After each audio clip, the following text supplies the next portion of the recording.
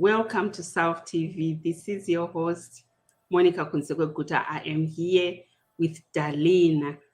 Darlene is a good friend of mine. She runs an organization called Scam Prevention International.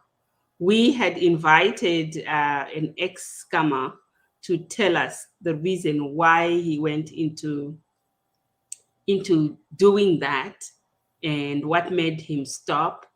But it seems at the moment he hasn't joined us in this discussion.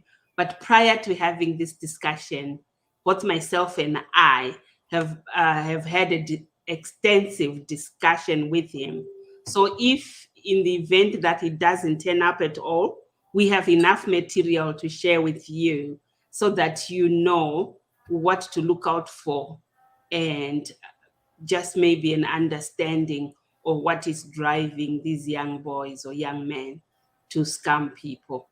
Darlene, can you introduce yourself to our audience? Hi, everyone. I'm Darlene Petrie with Scam Prevention International. And it has been such a passion of mine for the last 2 years to start this organization to educate and bring awareness to people of what to look for in regards to being scammed. So, how to avoid being scammed.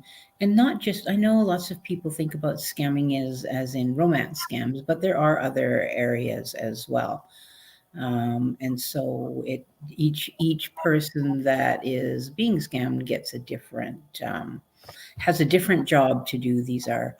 Their titles are called social engineers, and they, like most jobs, they have different departments that they are working in. So I look forward to talking, I guess, just basically the information that we have received from scammers and ex-scammers. And because I have been talking to them throughout the year as well, and it has been very insightful. Okay. So the guy who was going to talk to us, Darlene, is he one of the people who were your scammer? Yeah, okay, so I must clarify The terminology. terminology. He's not my scammer. And I catch I myself know it's on not that easy, all right? the time. I'm like, nope. I need Like to. he's a scammer, and the person whose photo that he used was your previous guest, Scott Kufis. And Scott is a real person, and the scammer is a real person, but the two aren't each other. And so, yes, short answer, yes, he was the scammer.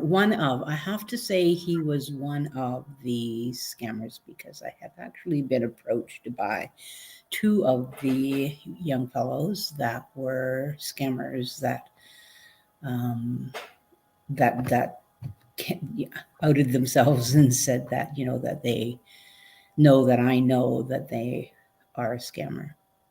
Okay. Did they both use Scott's picture?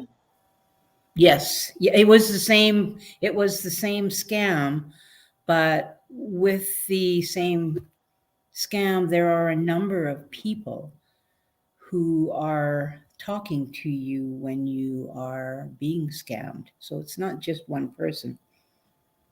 Okay. In fact, I was told that there could be up to 40 people talking to you. They are given a script of what to say, and they work in shifts.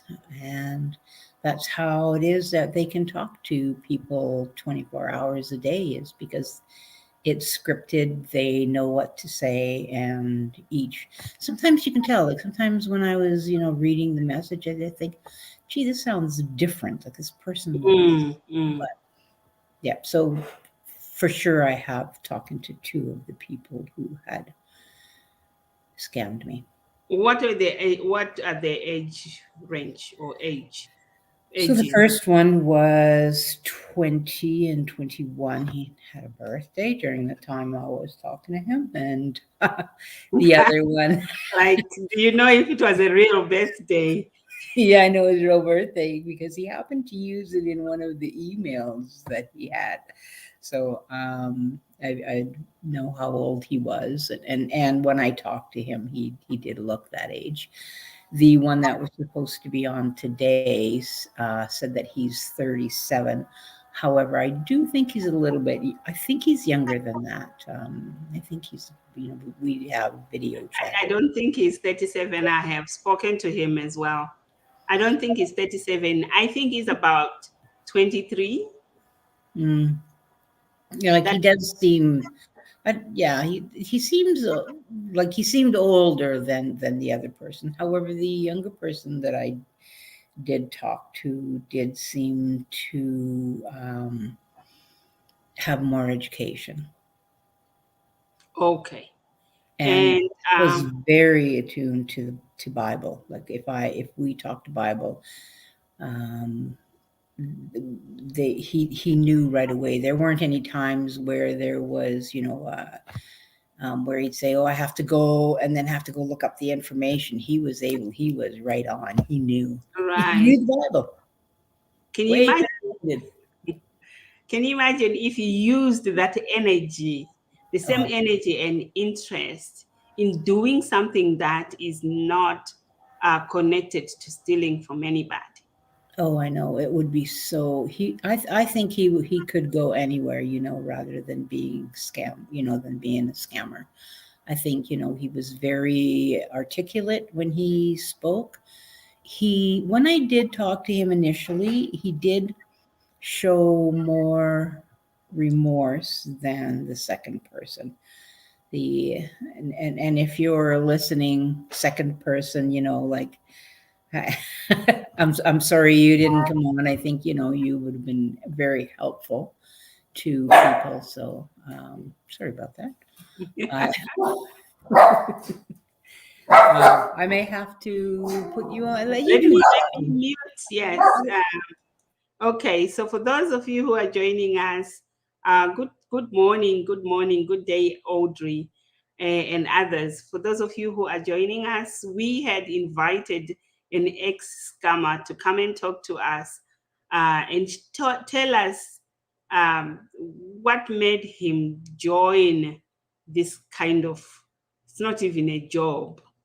What made him join this criminal act, and what made him stop, and also just an understanding of why is there so much of it in that region, or in some parts of West Africa.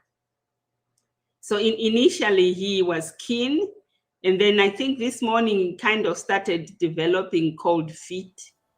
But prior to this interview, I had also interviewed him, talked to him, and asked him quite a few questions, or quite a lot of questions. And Darlene has talked to him. In fact, he is one of the young men who wanted to scam her using the photos of one of my previous guests. And so now, Darlene, did he tell you why he got into scamming? Or did Yes. they tell you? Are their reasons the same? Both of them said exactly the same thing. Both of them said that they're from Nigeria, and that it was a very poor country, and they didn't have money, and they needed to live.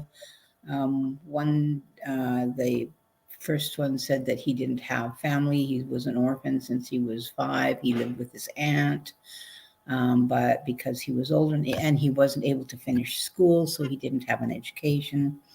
And it was basically he couldn't find a job and he needed the money to live. I asked if he was part of an organization or was he doing it on his own. I asked them both that question, and they both said that they were working on their own, that they weren't working as part of an organization. But I noticed that sometimes during our conversations, they were at pretty fancy houses. The first one had pretty nice bling on. The second one was in a pretty fancy place for the first couple of times I talked to him, but after a while, it didn't look like it didn't look it looked like a regular home, or I guess, or from where people live. So it was a poor country. They both asked, can you bring me to Canada, and I'll work for you. I'll do anything I can. The first one was interested in going back to school. He said that, if he could go back to school, he would, but he doesn't have the means right now. And, it's hard to trust them, of course, like I'd love to help the guy go back to school because I am an avid believer in education, and but then again, I'm told that there's a lot of people in the scamming field that are highly educated, university degrees, and they don't have jobs. They weren't able to get jobs in the field that they went to school for, so they too became scammers. From what I observed from the one who was coming on the interview today, I've talked to him. I've talked to him on a live video. Even though he talks about poverty and not having something to eat, and it seems his focus and his line of discussion is, I don't have money, it's hard here, I need food. But when you look at the surrounding, it looks like he lives in a very decent home, um, which is well furnished and with good furniture too, like. And so I'm more inclined to think that he really hasn't stopped, even though he is telling us that he stopped scamming. He really hasn't stopped, because when you listen to someone who is not, if you say, I have stopped, now I'm doing this. He's not saying, I have stopped, now I'm doing this. He's saying, I have stopped, things are hard here. That's still the same thing that he says led him to scamming in the first place. Things are hard here, there is no food, and he is constantly asking for money. Mm-hmm. Yeah, exactly. Yeah. Yeah. I do have to say, with the first person that I talked to, he didn't ask for money. We did talk, things about a future for him, and never once did he ask for money. So I was very surprised about that, because I always think of, and just to put this out there for people who do get connected with their scammers, it seems to be happening more and more.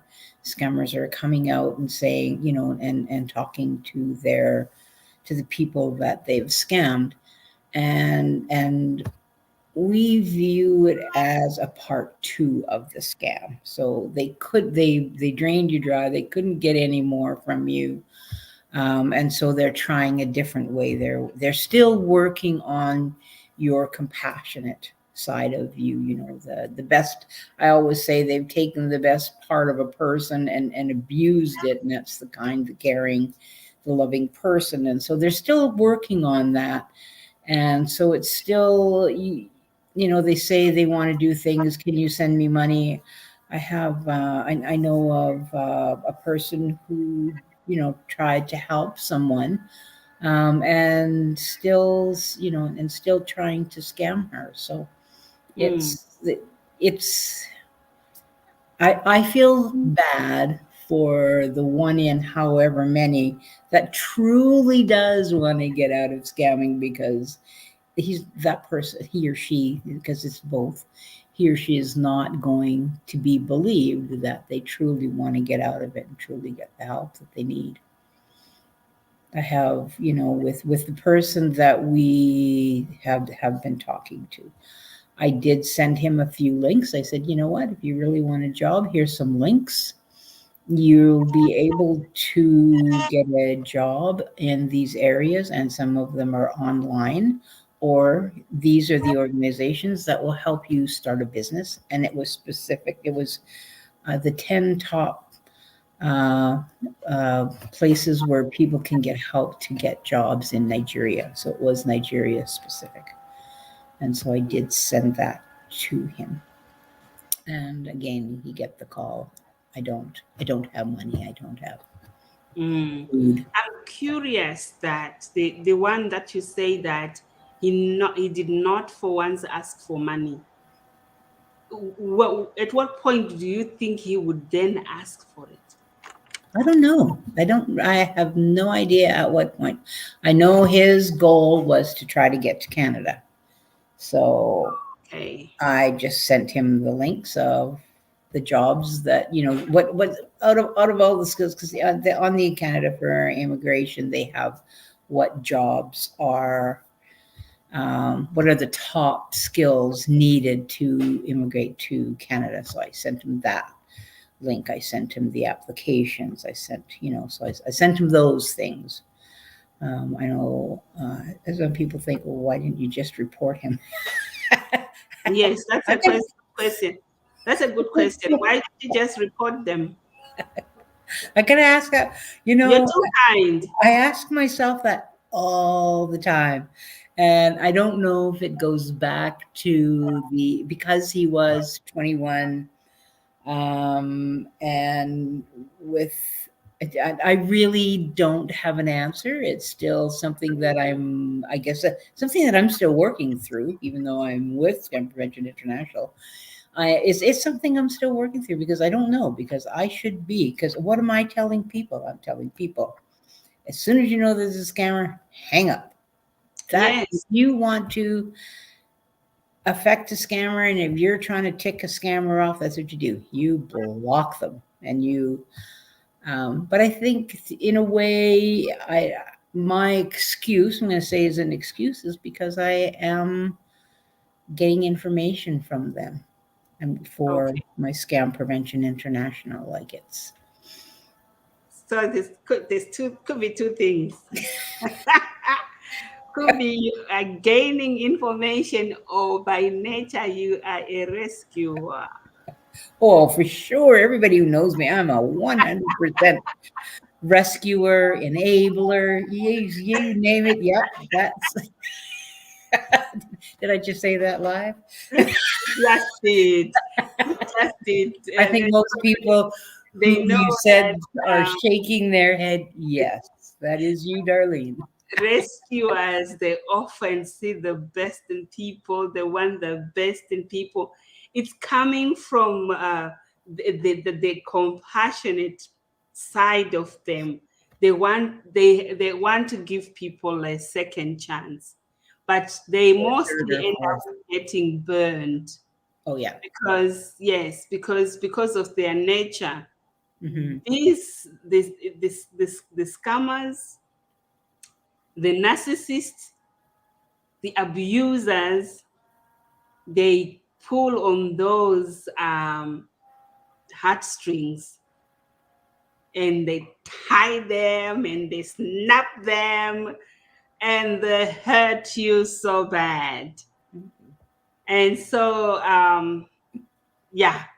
since you identify all those, I'm sure you are going to work on something that could, since you've got the information, probably it's time to cut the cord. I have actually called, because I'm worried about legalities of everything, because Scam Prevention International is a legitimate corporation. I've registered it and everything. And I was concerned about whether or not my talking to them and getting information, because I'm not a reporter. And so, because reporters can talk to people who are criminals, who are whichever they and they don't have to report who they are talking to. So I did write 2 letters, one to the EFCC. I can't remember what that stands for. They're specifically in Nigeria, to ask if my talking to them and getting information, and if they do provide me with information, if giving them money for their data is illegal. And I asked the same thing from the people in Canada. And so I am waiting to hear, because I don't want to be doing anything illegal. Okay. So he's just sent me a text there that he just finished church. So hold on a second. Continue talking. I am going to connect my speaker and then see if we can connect with him. So continue talking, Darlene. Don't fret if you don't see me on camera. Yeah. I'm sorting things out. Yeah. So, it really is important not to be doing illegal things, because that is one of the things that I do specifically talk about, is to make sure that people aren't, because they can do things like money laundering.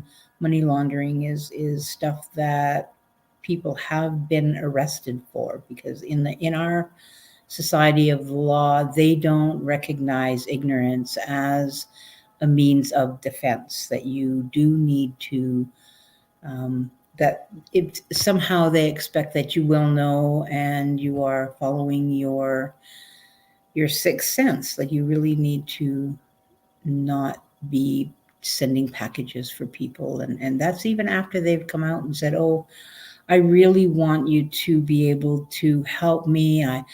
I want to come to Canada, and I have all of this money, but I can't get it out of the country. And so can you accept it? And so they'll put it, and I think it's up to 7,000 from Nigeria specifically that you're allowed to send. And so sometimes they send people packages of money, and then they want them to move it to somewhere else. So you really have to be careful.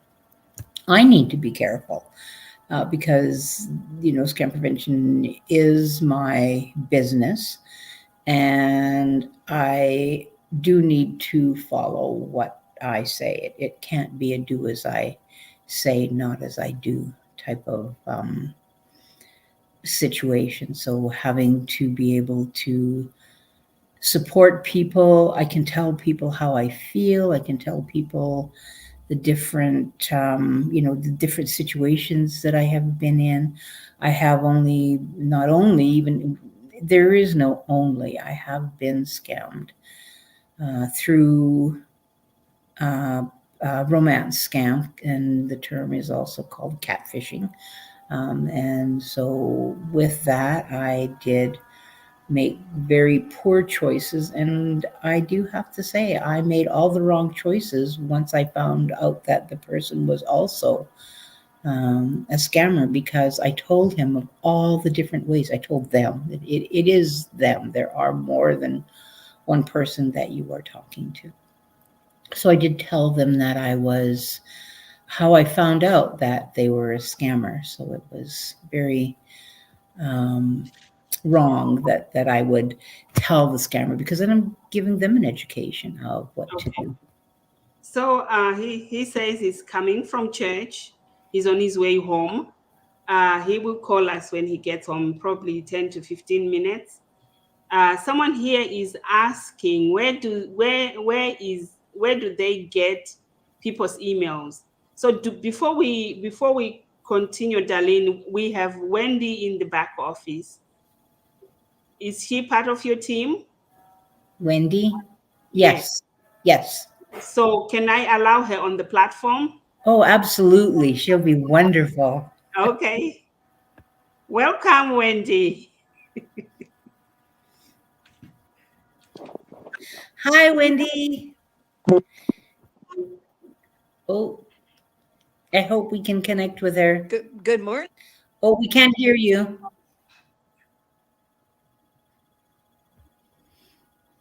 You're breaking up. Okay. Okay, But I can Wendy, hear can you. you hear us? Can you hear us?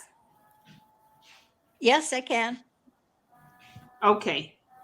Can you introduce yourself and tell us how your views about the topic? My name is Wendy. I live in a small community in southeastern British Columbia. I met the man that scammed me through, through Instagram. I posted some pictures and he responded how nice the pictures were. And we continued a conversation and it went from there. It just escalated. And it took a year. And I believed everything he said. He came first, he said his name was, I can't remember what he said his name was, but he was in Germany and he was a widow with an adult child. Then he started saying some things and I said, I don't think what you're saying is right. And he finally admitted that no, he lived in Nigeria and he was a young man. And right about that time, Nigeria was had riots and shootings and killings. And he asked me, please get me out of here. I come from Ghana. I'm a good Christian man. I don't want to be here. There's been people killed on my street. I need to get out. So I sent him money for plane fare. Then he needed more money for additional expenses. Then once he got to Ghana, apparently his family wouldn't talk to him. Nobody would have anything, nobody in his family would have anything to do with him. He had no job. I sent him money to pay the rent for an apartment. Then he wanted money he needed work clothes, and it just escalated from there. Finally, he got a job with Shell Oil in the office, and things were really good. I wasn't sending any more money. He was happy. Then one day coming back from work, his taxi was T-boned in an accident.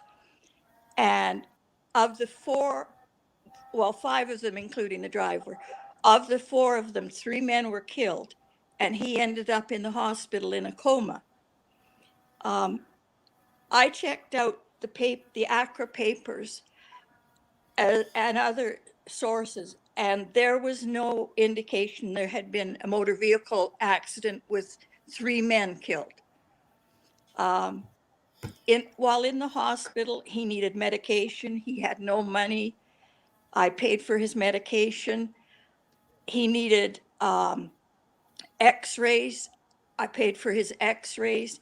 The hospital wouldn't let him out because he hadn't paid his bill. So he coerced me into paying his hospital bill.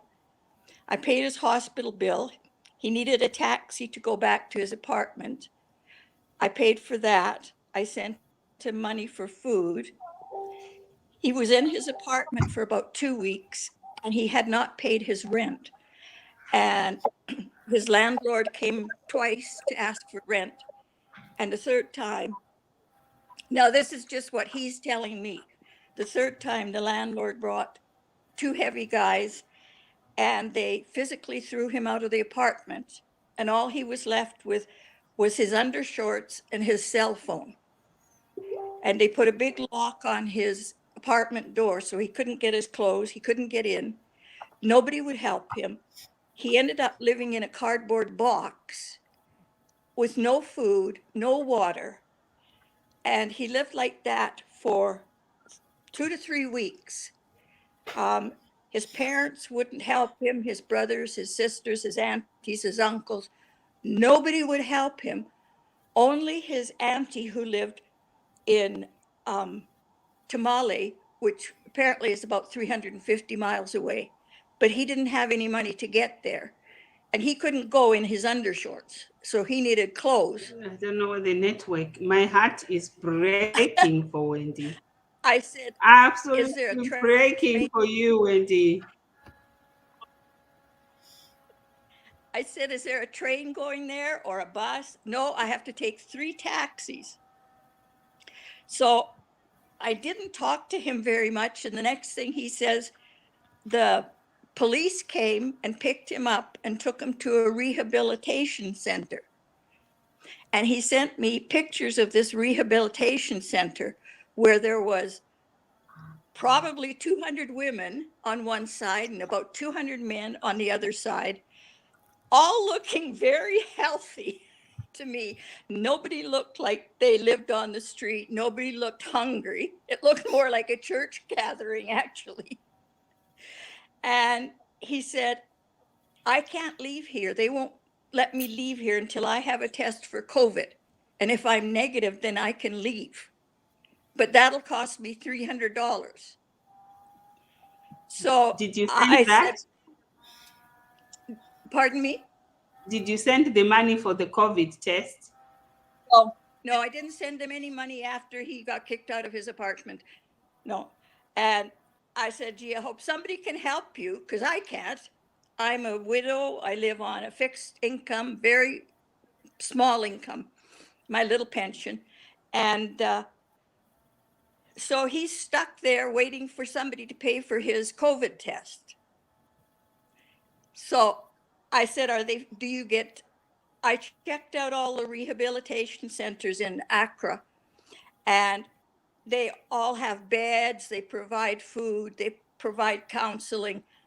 No, he said, I have no bed. Everybody sleeps either sitting or standing. There are no bathrooms. Everybody just poos in their pants where they're sitting. And he spread this out. It was just horrible. There was flies, there was bugs, there was everything. And he needed to get out of that place. And I needed to send him money so he could have this COVID test and leave. And I said, well, where are you going to leave to? Because as soon as you leave, you have no place to go. Nobody's helping you. So the police will just pick you up and put you back here. Oh, no, I can hide. So that's where it's ended. Oh, that is a heartbreaking story. So, do you know how much in total you were able to part with? I probably parted with close to $10,000. All added up. $100 here, $100 there, $500 here, $500 there. So I would say between $8,000 and $10,000. And I did it out of the goodness of my heart because I actually believed this man. And he said, oh, I go to church every Sunday. Oh, the message was so wonderful. It lifted my heart. And yet, every time he tried to go home, his dad would kick him out of the house. His dad set the dogs on him. His dad is a very, very wealthy man in Accra. And this I do know for a fact. He has a business well looked at. So I don't understand that idea that a dad would not listen to his child. Did you contact the dad? No, I wasn't able to. His dad's first name is Moses, and he said, "Oh, that's a common name over here. Lots of men are called Moses."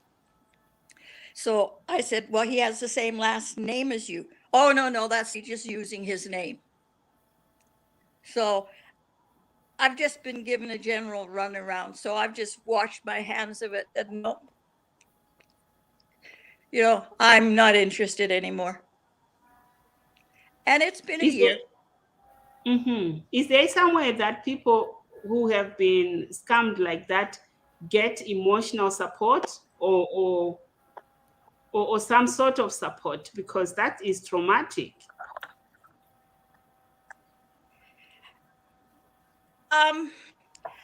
No, because like for myself, I was on a couple of scams websites. That's actually where we met Darlene. Darlene and I have talked, and she's been support for me. I've told her all of this, and she said, I think he's scamming you. And I said, oh, no, he's a nice Christian boy. He would never do that. Yep, she said, I'm pretty sure you're getting scammed. So, Darlene, you were right. Gotta hate it when I'm right. But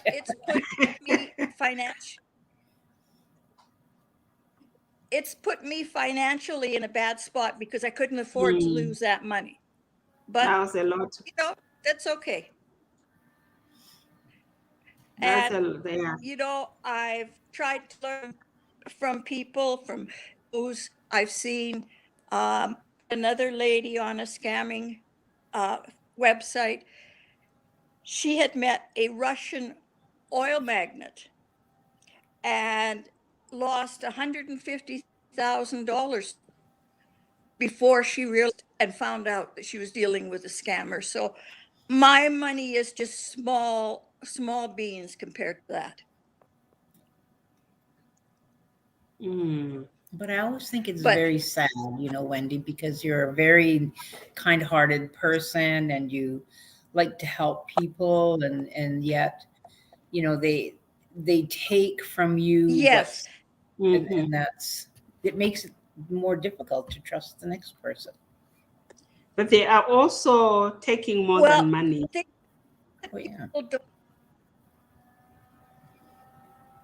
Thing that don't seem to realize, and you've said it, Darlene, it has nothing to do with your age or your intelligence.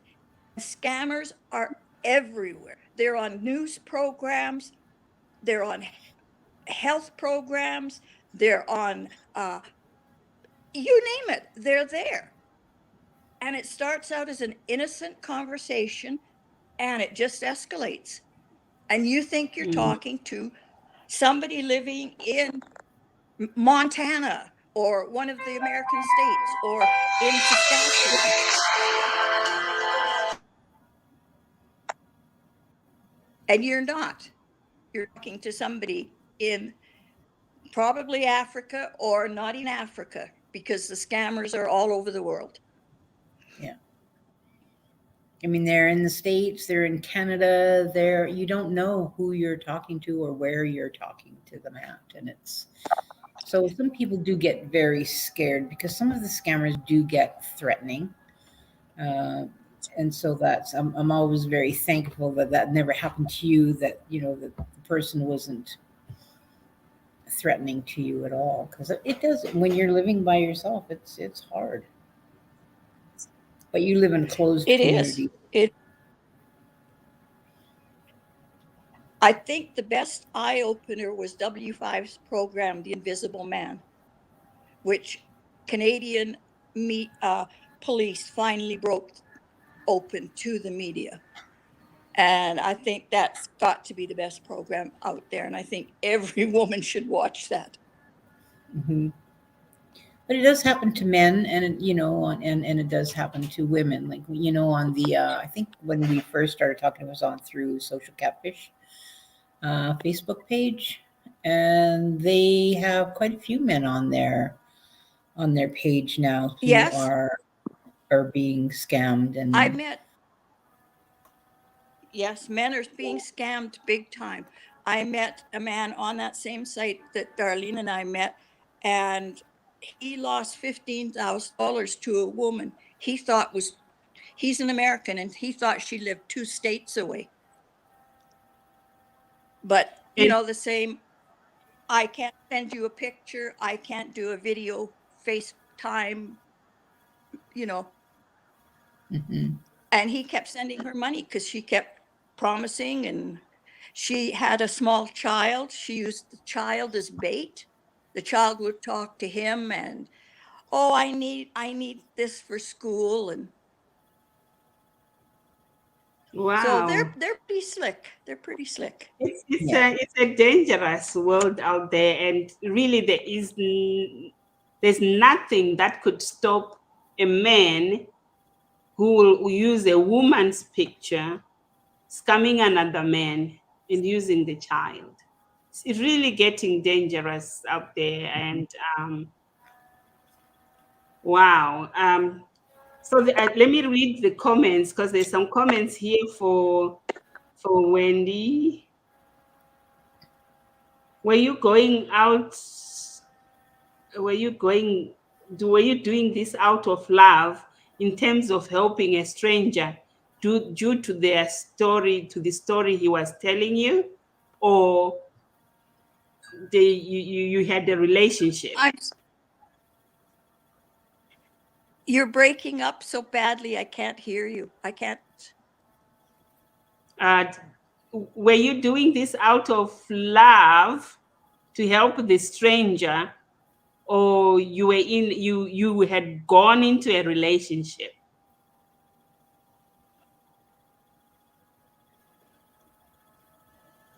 Okay, Darlene, can you ask her? Maybe she might hear you. Yeah. So were you helping this person out of love, or were you in a relationship, or were you in a relationship with this person? I think it's Wendy's network. You're just, yeah. I don't know what I can do to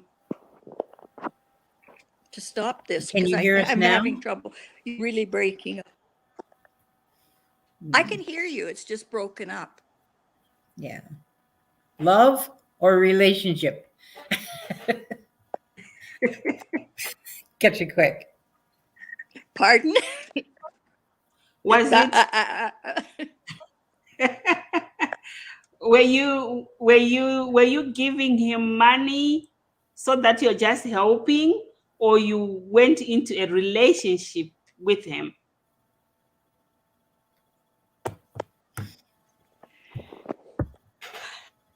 Let's see what's happening here. She can't hear us. Let me see. No. But we can hear you clearly. Anyway, oh, can you chat? Can you put a chat and she in can a read private chat? I don't know if you can see. Okay. Okay. In the meantime, Darlene, you can speak. Okay. She's off, or just her name. So from my experience, I have met Wendy, and actually on my trip to BC, I made a point of stopping in that little community where she lived, and we actually have met in person. And so with this particular relationship, it wasn't out of my understanding from it, was that it wasn't out of love. She was trying to be helpful to this young man. Nope. Are you on now? I've sent you a private message, Wendy. No, I think it's her network. Yeah. Okay. So my understanding is that she was doing it to help him. Okay.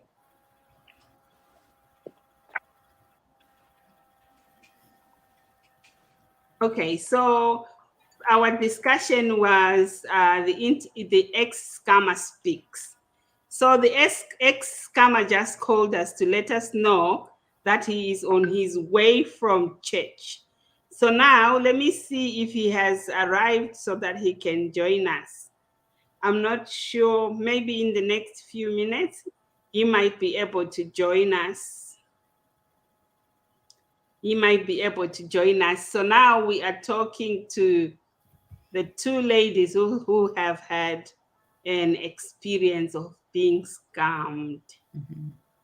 I would say that I also had that experience, but I quickly realized that this isn't a real person, because I always insist on talking to someone and I need to see their face. And if the person is got very poor English, then I know, because that's not the level at which I'm looking to communicate with someone. If they've put their credentials to say, I'm a professor, I'm an engineer, I've got a degree, and they have put these qualifications to show their level of education, I also expect a certain level of articulation when they are speaking or writing English. That is where I pick up that there is a problem here. I'm not saying that there aren't educated people who struggle with their spellings or articulation, but there is certain way that you can tell that this is English that has been, for example, I'm from Zimbabwe.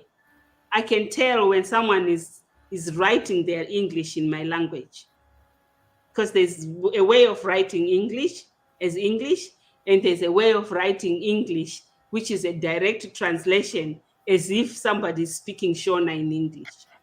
So it will be the same thing as if somebody is speaking English in their dialect. You can tell that there's something wrong with this English.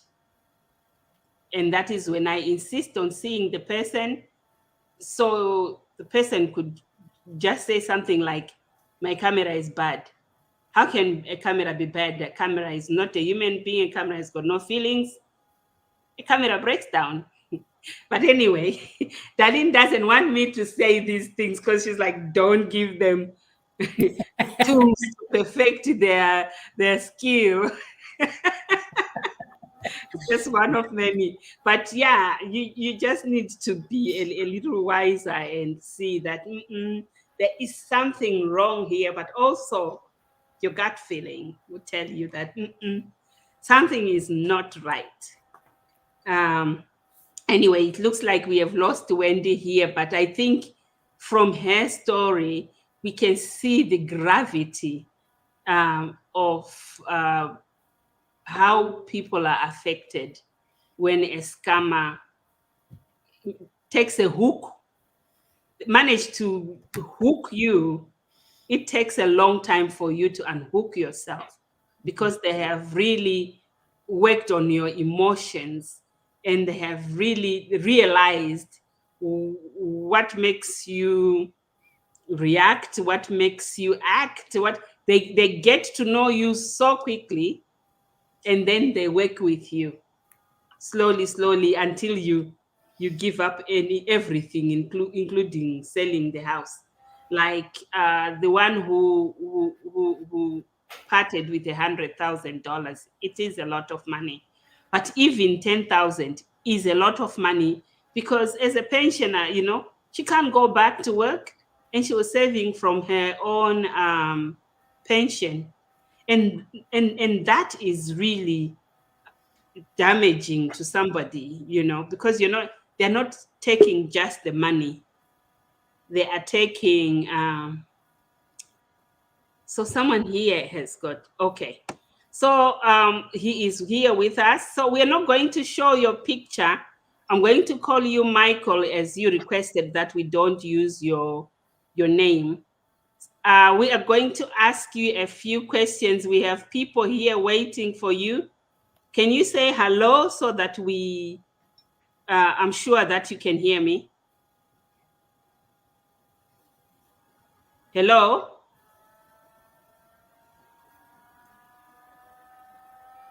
He's here, but he's not speaking. Can you hear me?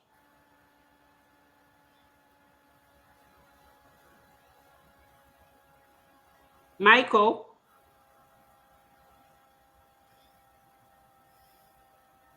He is not speaking. Okay, can you speak, Darlene, whilst I call him? Yep.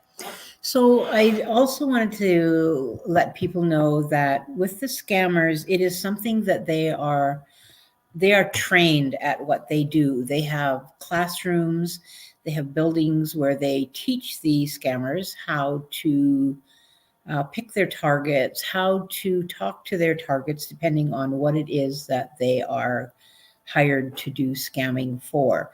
Many of the scammers are they are recruited from schools, from junior highs and from high school in the developing countries. And so they do want to make sure that they have the skills to be able to have that they're going to have a vested interest in having the people being scammers. And so what they sometimes do, often will do, is they will have it that if a young person wants to join their group, they will ask the young person, okay, we want you to be part of our group. We're going to train you. Oh, Okay. I'm here now with Michael. Michael is going to tell us how old are you, Michael? I'm 25. You're 25. Okay. Yeah, 25. When did you decide to become a scammer, and why? When I did do become to be a scammer, and why? Yes. It's because here in Nigeria, not only in Nigeria, we scam people all over the country. Both some people in US, Africa, Philippines. So I did all this because there's no money, there's no work, there's no food in my country. That's why I do all this. Okay. So at what age did you join? I joined it at my 25 years. You are 25 and you joined when you're 25. Yes. So how long have you been doing this? Or how long did you do this for? I'll say it's up to 2 years now. So you started when you were 23? Yes, but I haven't seen anything from it. What do you mean you haven't seen anything from it? I haven't scammed anybody, but people here scam everybody. Okay. So in 2 years, how many women did you speak with? I speak with lots of women. With a lot of them? Yeah, on Instagram, on Facebook, on Word with Friends. That's where if you want scamming women, that's where you can get them. What, you go on Facebook, on Instagram? Do you go on dating sites as well? Yeah, that's true. We go on. Are you hearing me? Yes, we can hear you. Yeah, we use dating sites. Okay. We use Tinder. We use Meet Me. We use POF and some others. So when you say we, who do you mean by we? Hi, Michael. Okay, I mean by the individuals, everyone in my country and other countries. Who trains you? I train myself. I didn't train. I just know how to do it because I see that if you can just talk to a woman who can love you, then from there she can pay you. Okay. You told us that do you have any parents? Yeah, I have a parent. Do they know that what you do? They don't know what I do. They don't? Because they are still suffering.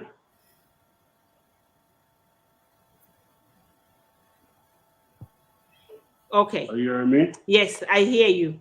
You say they don't know what, so you mean they're still looking after you? They don't look after me. I work on my own. I'm not living with them. So how do you work? Because you just told us that there is no work in Nigeria. Yeah, there's no work in Nigeria. There's nothing here in Nigeria. But you also said you work. What do you do? I don't have a job for now. What work background do you have? background why I told you I love taking care of dogs. Okay. So he is saying he likes to breed dogs. Have you done any of that? I've done it here in Nigeria. Okay, so where is your business now with breeding dogs? He has collapsed because there's no money to further it. Okay. Yeah. So what are your plans now Yeah. that you say that you have quit scamming? What are your plans to continue on? My plan is for me to have a good job that I can use to take care of myself and my family. And so I how- can get married and become a family. Okay. So he is saying his plans is to get a new job, help his family, get married, and raise a family. My family, I don't have a wife, but my mom is there. My dad is there. Okay. So he says his mom is still around. His father is late, but he's not married yet, but he would like to get married and raise a family. And so he wants to have a job. What made you stop? What made me stop? Yes.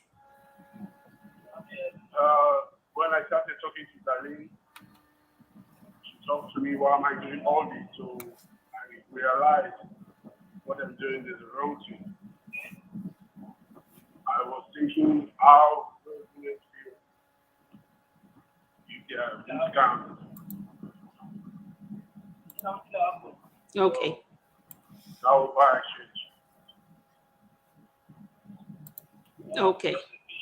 Do you have any questions, Darlene? He is saying that when he started talking to you, you talked to him, you asked him questions, you asked him why he was doing what he was doing and all that.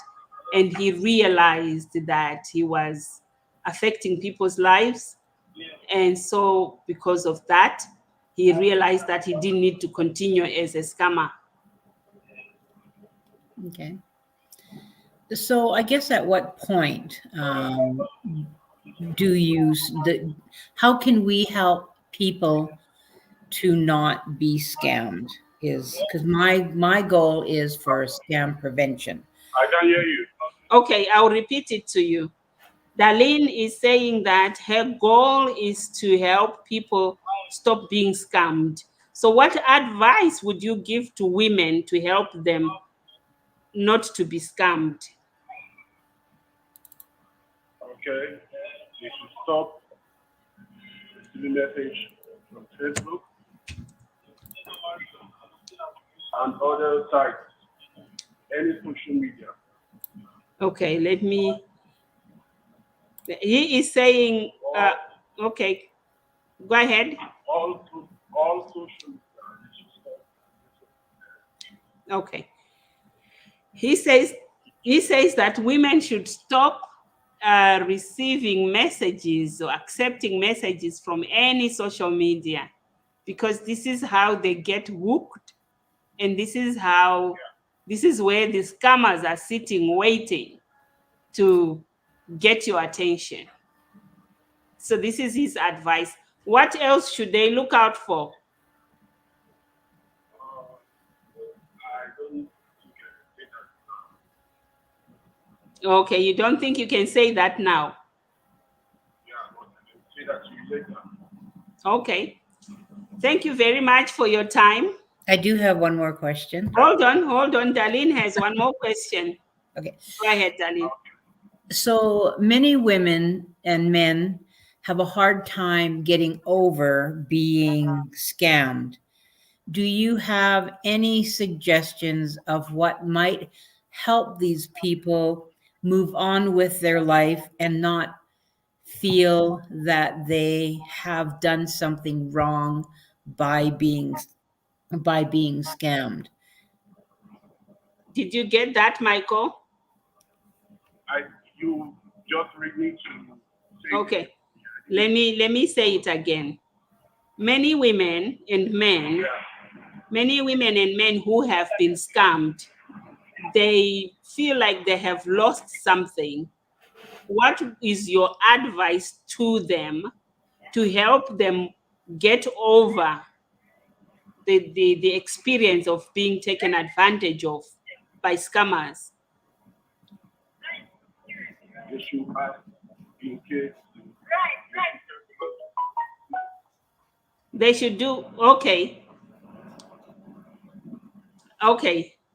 He says that whenever you talk to these people, make sure you insist on talking to them on video so that you see who you are talking to in the early stages, so that you quickly notice and see who you're talking to.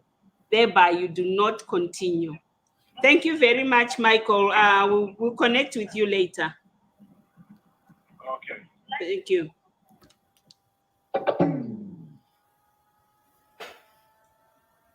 Thank you, Michael. So his advice is that women and men, when you start to, if you do decide to talk to someone who has connected you through any of these dating sites or the Facebook or any social media, insist on talking to them face to face. Go on live video. So I think it's a good idea to actually go online video before you are emotionally attached to them in any way, shape, or form.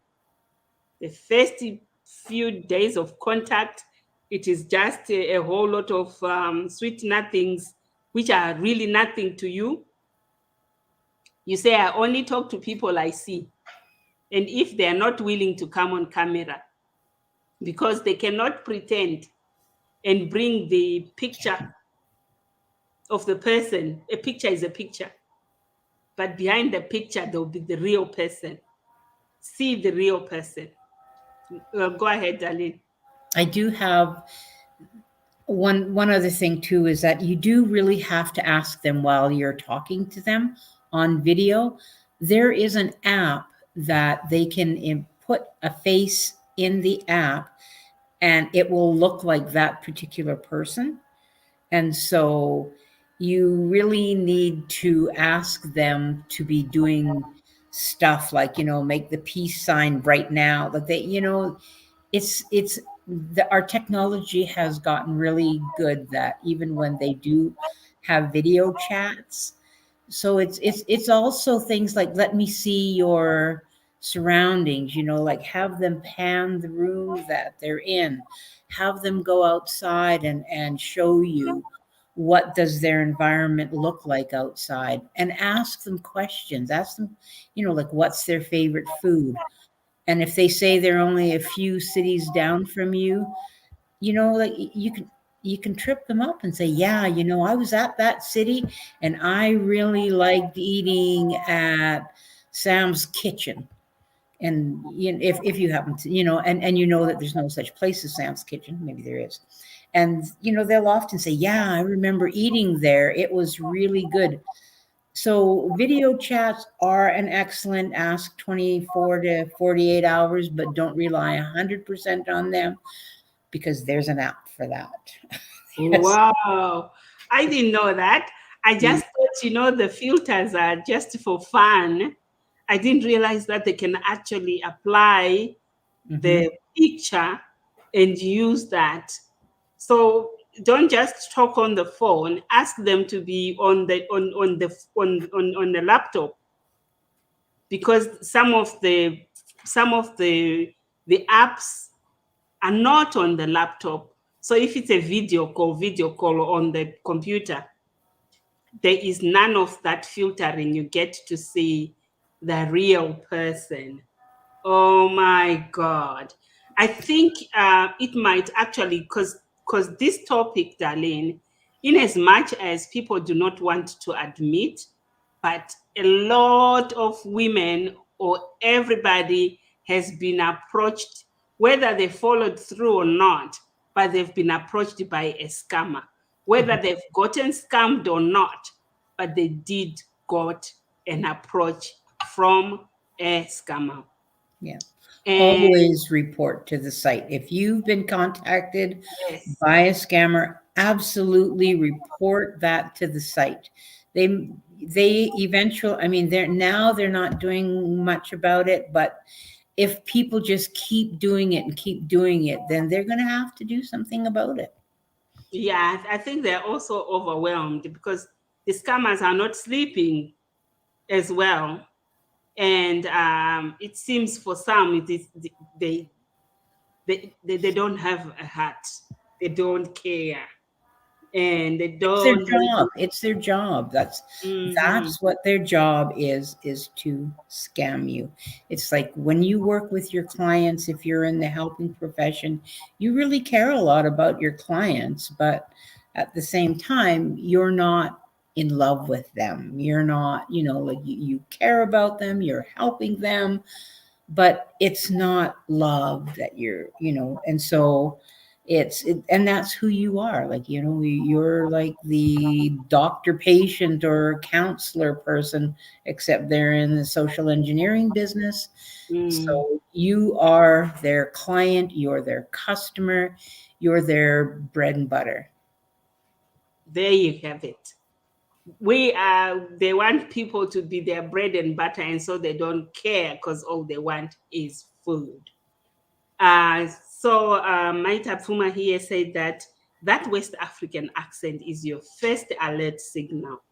But I think people from our own countries are becoming scammers too. So you could also be scammed by someone who you would trust because they have the same accent as you, or because they come from the same country as you do. And so when you identify the accent and it feels like you're talking to someone from home and you're feeling that comfortable and confident, there might be that danger right there. And yeah, so there was a mention of child abuse where the scammer is using the child as a hook to hook on somebody's heartstrings. Thank you so much, Darlene. I think it is important that we keep talking about this. And I so appreciate Wendy when you talk to her for giving a whole description and being vulnerable and sharing her story with us today. I think that story is also going to help a lot of people. And yeah, raising awareness because these guys are not stopping. And Yeah. so we should also continue coming up with videos like this. We should also continue sharing stories and helping other women. Probably we might need to come back with a panel of women who are willing to share their stories because people need to realize that a person is not scammed because they're dumb. And I Anyone can fall victim to these people. And I have been interested in starting a private Facebook chat group. If you're interested, you can contact me at darlene@scampreventioninternational.com. And I can also, if you want more information about the different types of scams or where to report for being scams, you can go to my website, which is www.scampreventioninternational.com. We're here to help. We want to make, a safe place for people to be at, that they can use their computers and have fun playing games without being scammed. Like it has to stop, and we'll get there. Once again, thank you so much. Thank you so much to our viewers. It is because of you that we continue sharing these stories and also continue keeping South TV alive. Thank you. We see you again next week when we talk about different subjects that affect our life. Self TV is to inform, encourage, and empower. Thank you so much. Thank Enjoy you, the Maura. rest of your day. Bye-bye. Bye.